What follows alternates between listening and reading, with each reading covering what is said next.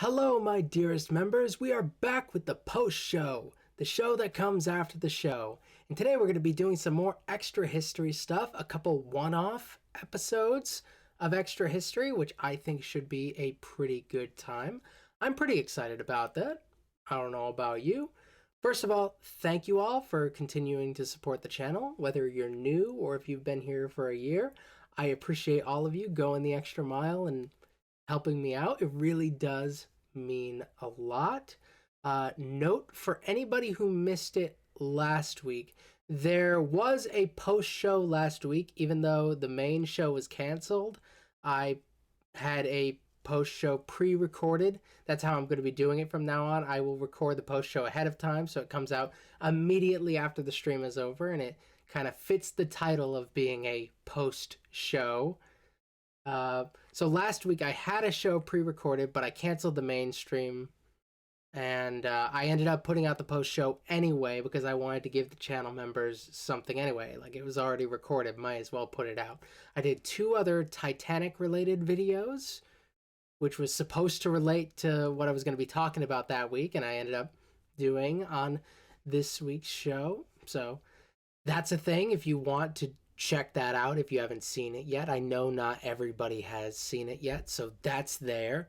And for today, we're going to be doing a couple extra history one-offs. I actually don't know which ones we're going to be doing now. I'm going to be doing 2. I've picked the first one. I'm going to pick the next one after I've finished the first one here. So this one is Middle East Odenathus, Ghosts of the Desert. That's kind of interesting. We don't really talk about the Middle East a whole lot on this channel. It very rarely comes up. It's always interesting because it's like geographically very unique and fun and different to me. So I find it very fun to learn about. It just doesn't always come up. I don't know who Odenathus is. Odenathus? I think I'm saying that right. I don't know who Odenathus is or where it is or what it is. And I don't know when this takes place. So I have really nothing to build upon here. I'll only know once we've started watching. So yeah, let's do that. I think this is one of the older ones. The empire is crumbling. Rome has been fractured, separated into 3 states. The west is desperately trying to hold the borders of Gaul. The east is being overrun by the Sassanids. The Rhine provinces are in disarray. In the center, Italy alone stands. The year is 260 AD. The Emperor Valerian has marched east with an army of 70,000. So the empire is still kind of a thing, but like it's in like deep decline here. That should be fun. Legionaries to push back the Sassanids and regain control of the economic heart of the empire. Plague has struck. Disease travels like a hurricane through the camp. Legionaries are sick, dying, laid low, and the Sassanids, the mighty new form of the Persian Empire, have come to deliver the coup de grace. The armies met near a town called Edessa in Cappadocia, now southern Turkey. Outmatched, weighed down by sickness, the Romans don't stand a chance. The battle turns into a rout, then... So geographically, I don't fully understand Turkey. Like, I believe it's... is it considered Middle East? I think part of it is considered Middle East. And hold on. Turkey right here. So it's like the gateway between the Middle East and Europe, basically. Yeah, geographically, it's so very interesting. It has the thing that Russia has where it kind of it spans regions and doesn't perfectly fall into one category or the other. Like, for cultural reasons, it has some things on one side and some things on the other side, like how Russia, I don't think you can see here, like how it's obviously European in some sense here, but its geographic location also makes it unique from Europe in a lot of ways. So, and of course, it ends up falling very much in Asia as well. So that also contributes to it being just such a unique country geographically. A Like, continents don't mean anything in reality. Like, continents are something, unless you're talking about like tectonic plates, continents don't mean anything. It's just how we break down and understand different places and cultures and whatever. But there's never like a perfect line here. And Turkey's one of those interesting cases where I love learning about it because it does fall in this very like it's always interacting with Europe and all that. And it has a lot in common with Europe, but clearly it's got a lot in common with the Middle East as well, and it kind of falls in this fun little Goldilocks zone. Massacre. Not one man escapes. The emperor meets with the Sassanids to discuss terms, but during parley he is betrayed and taken prisoner. For the first and only time in the history of Rome, an emperor is made captive on the field of battle. The shockwaves from this event are immense. The emperor is not dead, but he's also not ruling, so who's running the empire? Imperium breaks down. The east is left devoid of legions. The Sassanids are rampaging through Roman territory. No army within 1,000 miles stands to oppose them. Complete collapse is imminent.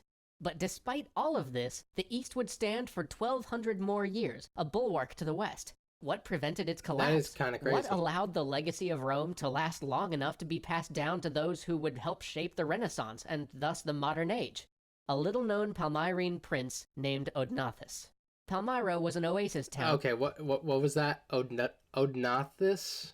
A little-known Palmyrene prince named Odenathus. Odenathus. So O-D-E, Ode, Nathus. Not Odenathus. Okay. That's I don't know how like I would spell that phonetically because that's not what I get when I read it, but like okay, Odenathus. Palmyra was an oasis town just at the fringes of the Roman Empire, in modern-day Syria. It was unusual because, although it was technically within Roman territory, it was allowed to continue operating as an independent city, with its own government and even its own military. It lay right across the Silk Road, and was one of the most important reprovisioning stops for caravans moving goods from Asia to Rome. So as Roman wealth grew, so did the wealth of Palmyra. And by the 2nd century, it was a monument of classical city building. It had great temples and amphitheaters, statues, and a massive roadway that was flanked on either side by monumental columns. Hidden among the desert dunes, this was a city to rival perhaps any in the West besides Rome itself. As the city prospered, so too did its citizens, and soon they clamored for the rights and honors afforded to all prosperous Romans. By the start of the 3rd century, the city was named a colonia, the highest status the Romans could give a city, and its most notable citizens were acknowledged as colonia. I'd assume like it has the same root as like colony. So, but like when I think of like colonies and colonialism, I think of it as very subservient. So I don't know exactly how you differentiate that. The highest status the Romans could give a city, and its most notable citizens were acknowledged as equals in rank, if not of lineage, to senators. One such citizen was Lucius Septimius Odenathus. His family, having been granted Roman honors by Septimius Severus, had long been one of the leading families of Palmyra. At the time our story begins, the time of Valerian's ill-fated expedition to the east, Odenathus was serving as exarch, or governor, of Palmyra. As Rome and the Sassanid Empire came to blows, Odenathus realized that this could mean nothing good for his desert city-state. At first, he tried to remain neutral, but after the disaster outside of Edessa, he realized that neutrality was impossible. He would have to choose a side. The king of the Sassanids, Shapur, with no Roman force left to oppose him, clearly aimed to annex Palmyra. So Odenathus decided to cast the die and throw his lot fully in with the beleaguered and dying Rome. And here is where history turns. As the invincible Sassanid army returned from ravaging the Eastern Roman Empire, laden with booty and captives, tramping through the desert 1,000 miles from the nearest army that could stand against them, a strange thing happened. The vanguard saw dark shapes upon the dunes, thousands of them, men outlined by the sun. Before they could even raise the cry, this phantom desert army was upon them, tearing through their lax and ill-formed lines. This Sassanid army, the army that no legion could stand against, that had savaged the Eastern Empire unopposed and come within a hair's breadth of annexing all the eastern provinces of Rome, was gone in an instant, ruined by these ghosts of the desert, scattered like wind-blown sand. They? And this mirage army, seemingly conjured from the desert itself, This was the army of Odenathus. It was a Odenathus. last stand. Here, the Eastern Roman Empire would live or die, and Palmyra with it. Odenathus, when he had heard of the Roman defeat, had known that this was his only chance, the only chance at holding off the Sassanids. He had pulled together every troop his city-state could muster. He had gathered what remnants of the Roman legions he could find scattered in the desert, and had armed his peasantry to make his stand. And then he descended on the Sassanids with fury, like the howling desert winds. From here, he moved like lightning. I mean, it's one of those sort of things like you really have something to fight for when your back is like when the dog's backed against the wall, he's gonna bite, you know. So I feel that. I could see how the desperation of the situation could force efficiency. I don't know, like, we don't have a whole lot to work in here, so I don't know how much Odenathus's people are accustomed to combat. Clearly, there are some trained legionnaires involved here, but there's a lot of people who are clearly not accustomed to such a thing. Marched north to defend the legitimate Roman emperor, the son of Valerian, from pretenders from the east, then south to smash the now hobbled Sassanids. He came to the very gates of the Sassanid capital of Ctesiphon twice, and his patchwork army of peasants, legionnaires, and soldiers of Palmyra liberated province after province, bringing them back into the empire. His desert army soon became the most feared in the east, and he personally ruled a kingdom that spanned from Anatolia to the Levant. But he never rebelled. Unlike so many in his time, he never named himself emperor or Augustus, though he perhaps controlled more land and a more impressive army than the emperor of Rome. And for this, he was granted titles.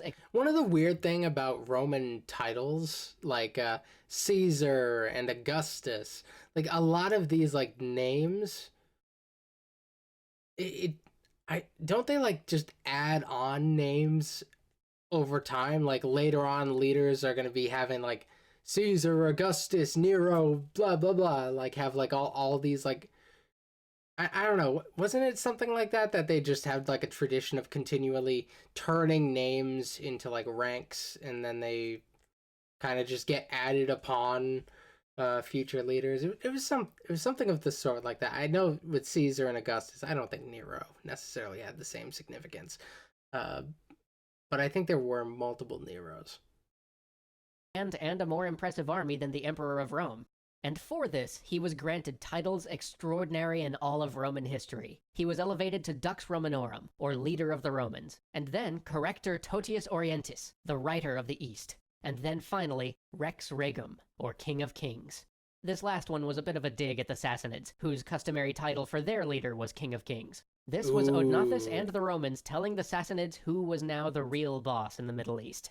Yet still, despite being made King of Kings, he considered himself a servant of Rome, and faithfully defended the Roman borders in the east, bringing back into the fold the provinces that had slipped away during the 3rd century crisis, until his death in 267.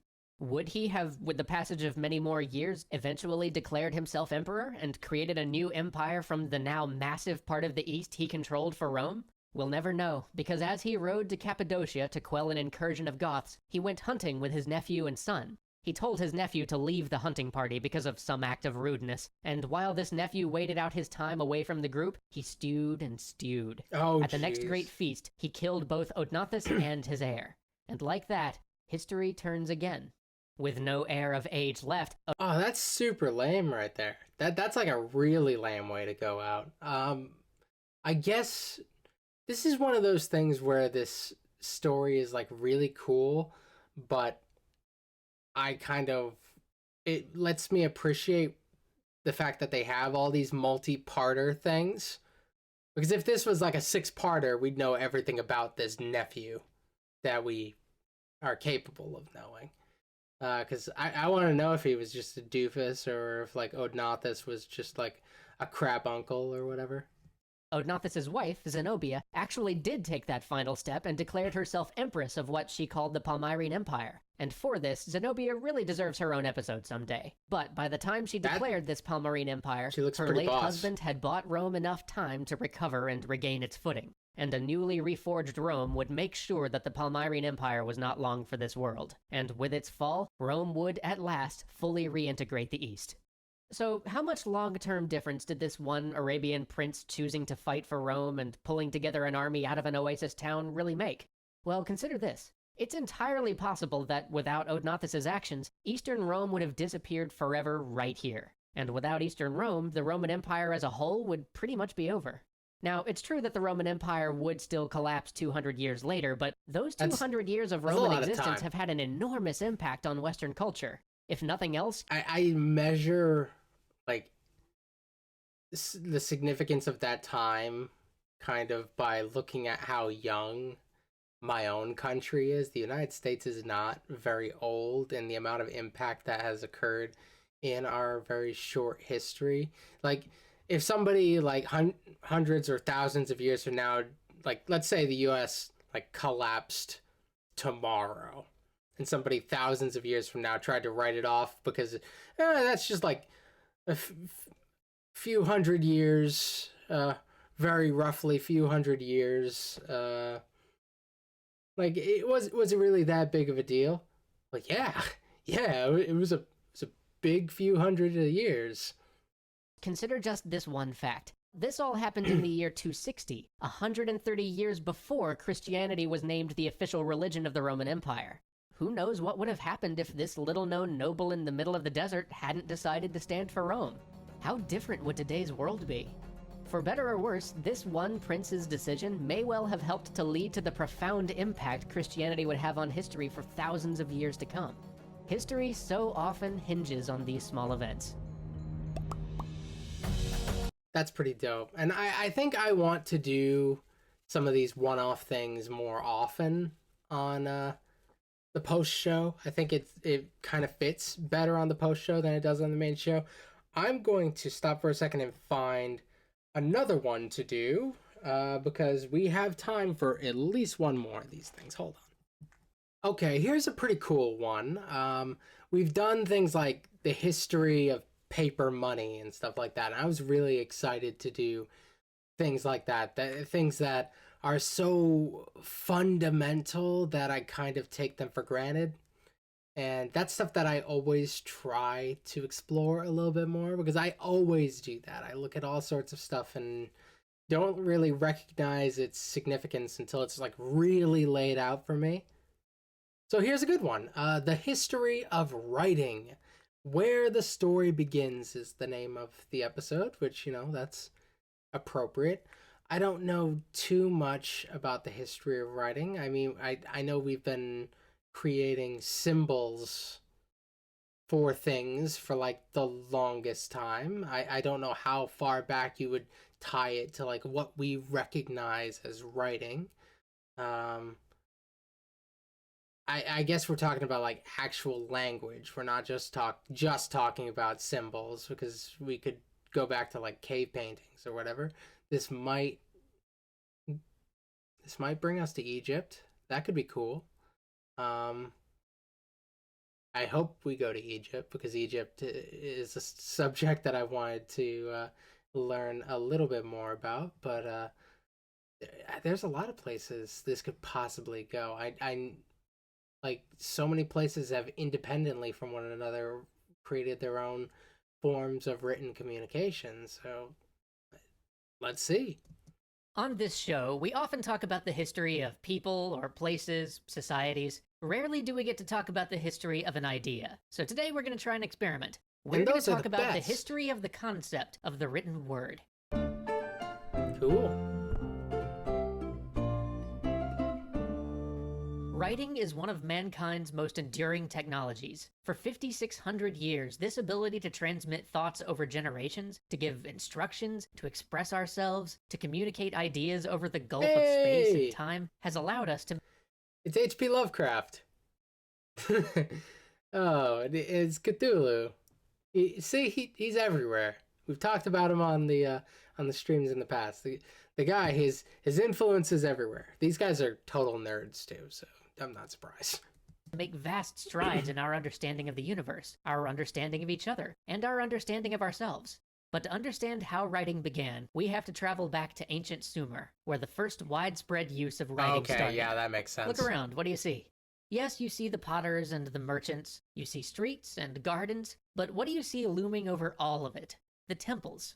These temples play a huge part in why writing began. For you see, Sumer was the land of the world's first real cities. Not hundreds of people or thousands of people, but tens of thousands grouped together. And these cities formed city-states, bound together by the That's kinda veneration of a beautiful. specific set of gods. The people mastered irrigation, and the cities grew. And as the cities grew, so too did the temples to the gods.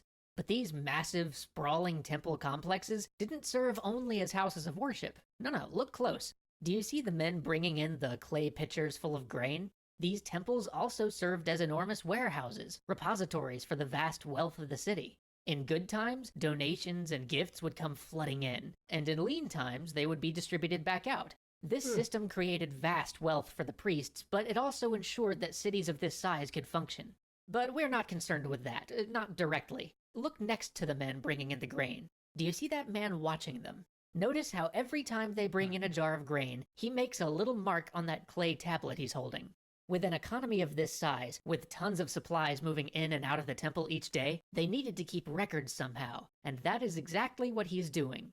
That tablet will later be stored so that priests can know what exactly they have on hand in their giant temple warehouse. But as I guess it has to start pragmatically. I mean, I'd imagine artistically writing isn't going to come into. I mean, I don't know. How long could it possibly have taken for writing to take an artistic bend?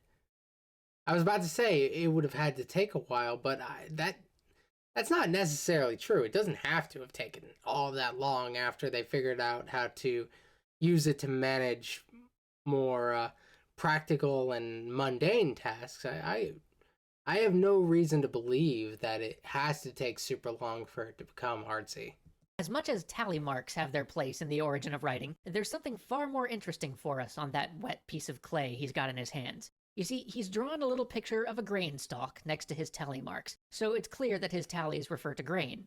Well, over the generations, that nice little drawing of grain would get simpler, more abstracted. Scribes looking for quicker and easier ways to note common goods wouldn't laboriously draw every single item coming into the temple, but instead came to an agreed-upon set of more symbolic representations for the goods flowing into the holy places. Oh, that makes And you can see how somebody hella might quickly sense. realize that those symbols could represent not only the concept of something, but the word itself. And that's exactly what happened.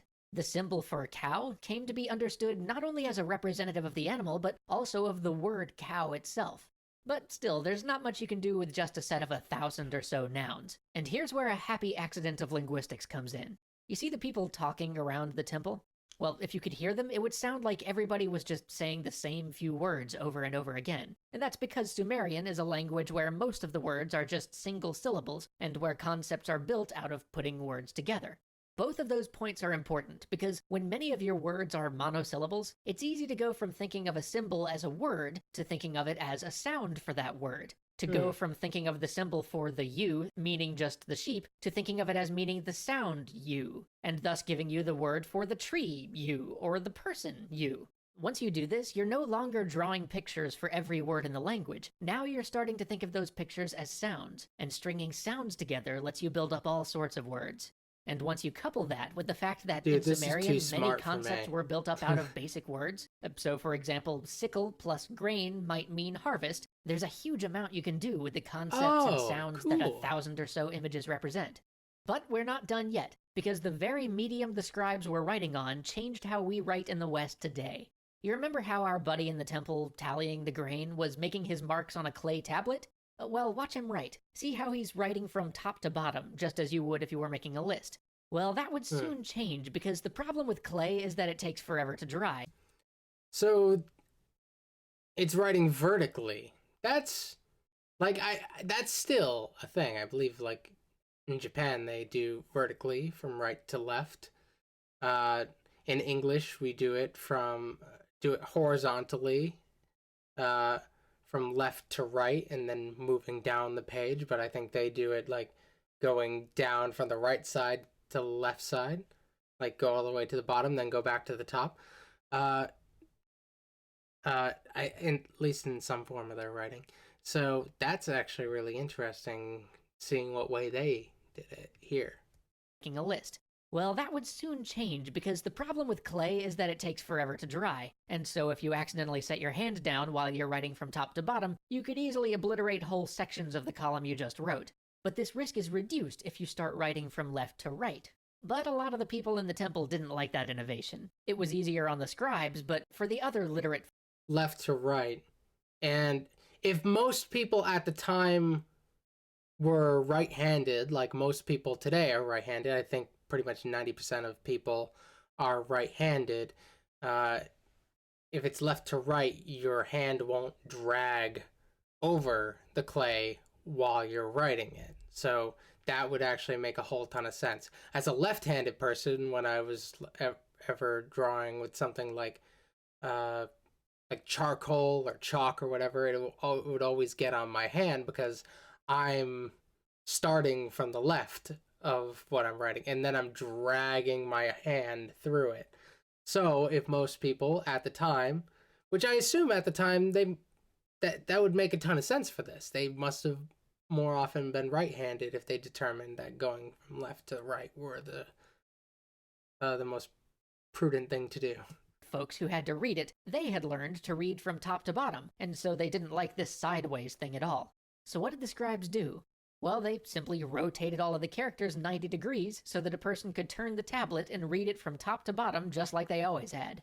Soon, people were just reading the sideways characters left to right. But because they'd been flipped, now they were even more abstracted, even further from the pictures and the things that they originally represented. This writing system was then adopted by the neighboring Akkadians and Elamites, who abstracted it even further. Determinatives, or little markers to designate what part of speech something was in case it was ambiguous, also got added, and now you got a real writing system. The original pictures, and even the pictograms they became, vanished entirely into wedge-shaped impressions and line strokes made by the stylus favored at the time, which means, instead of simply a handful of nouns to record storage lists, we have a system for writing that can give us things as abstract and lyrical as the Epic of Gilgamesh, or the Enuma Elish. So how do we know all this? Well, funny thing about clay, when a place is burned down and all of your writing is on clay, rather than it being destroyed, the writing hardens and becomes preserved. But that won't happen here for some time, so let's just celebrate what scribes like this one and the marvelous city of Sumer gave us. A gift that has lasted us more than 5,500 years. Writing. Now, since we don't get to do the lies episodes for these one-offs, I also want to point out that this is just the first place in history where writing achieved widespread use. Later, it would be developed independently in Mesoamerica, and was almost certainly developed independently in China. This is... Just because one place did it first doesn't mean another place didn't discover it without, like, copying the other place. Like, in Mesoamerica, they would have had no idea what was going on in Sumer.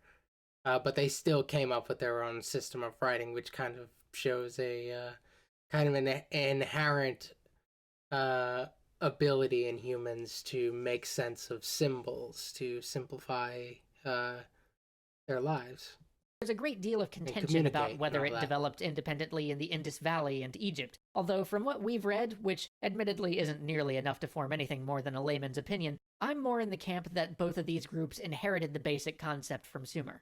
Anyway, let us know in the comments if you liked this little experiment and are as interested in the history of ideas as the history of societies and peoples. If so, we'll try to do this from time to time. Who knows, maybe we'll even cover how we moved from the Sumerians writing syllables to that incredible tool, the alphabet, that most Western cultures still use today. See you next week.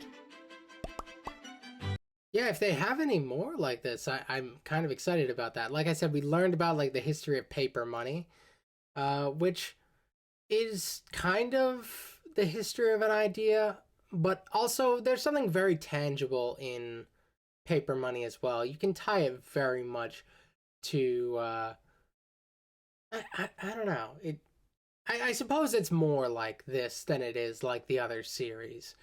So yeah, I would really like to do more series, well, more of the one-offs for the post show, and I'll try to do them every once in a while. I want to get through all the extra history stuff eventually, so I gotta do the one-offs.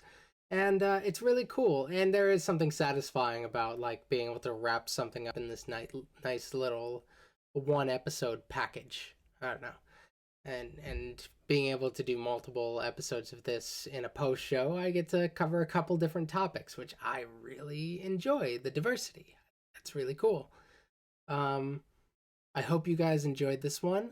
I'm always open to suggestions for stuff you want me to check out on the post show.